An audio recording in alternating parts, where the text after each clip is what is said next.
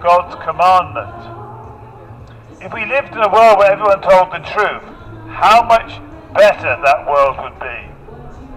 But we don't live in such a world. And what about sexual sins?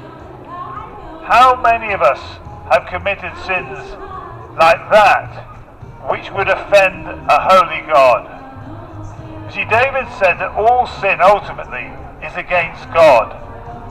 It's against you, O Lord, that I have sinned.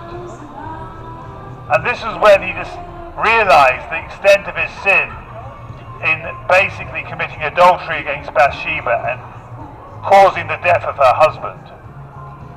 But he said ultimately, this sin is against you, Lord. So none of us are without sin, and our sin separates us from God.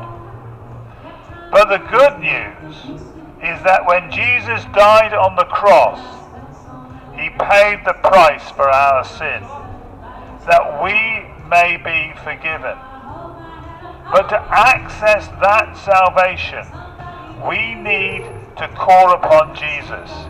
We need to repent of our sin, acknowledge our sin, and say sorry for it.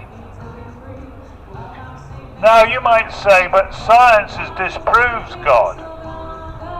Well, it may come as a surprise to you to know that that's not the case. You see, 1,200 scientists have now signed a statement saying that they are skeptical that Darwin's theory of evolution can explain the complexity of life. I have studied this subject for 40 years. I've created a website. You're very welcome to take the information from me. There is overwhelming evidence for intelligent design. In fact, that was what I was saying to my philosophy lecturers and postgraduate people, that once you accept those miracles, then you accept that there is a God. And if there's a God, then it makes much more sense that he designed this world rather than have it evolve gradually. This book is Heretic, One Scientist's Journey from Darwin to Design by Matti Liesola, and he makes the point that the genetic code is now so complex. Our understanding of it has allowed us to realize it is incredibly complex. Inside every one of the 1 trillion cells you have in your body, there is a computer program in effect of immense complexity. This cannot come about by chance. That is ridiculous. And it's even more ridiculous when you consider that always and in every situation, design is destroyed by time. You see, when Richard Dawkins said that give me enough time and anything is possible, he failed to understand that time destroys design.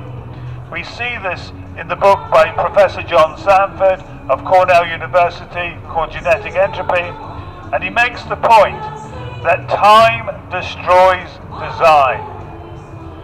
It is not possible for the mutations that happen in our cell to create design. They destroy design. Mutations never create design, they destroy design. Time always destroys design. And once we accept that, we come to another conclusion. Millions of years of mutations would have destroyed the design of every genetic code in the living systems. Therefore, this world is not millions of years old, it is only thousands of years old. Then you might ask the question, well, what about the fossils? Well, my friend Professor Steve Taylor from Liverpool University, who was on ITV 10 days ago, explaining that they had found soft tissue in the dinosaur bones that Liverpool University has. Soft tissue only lasts thousands of years.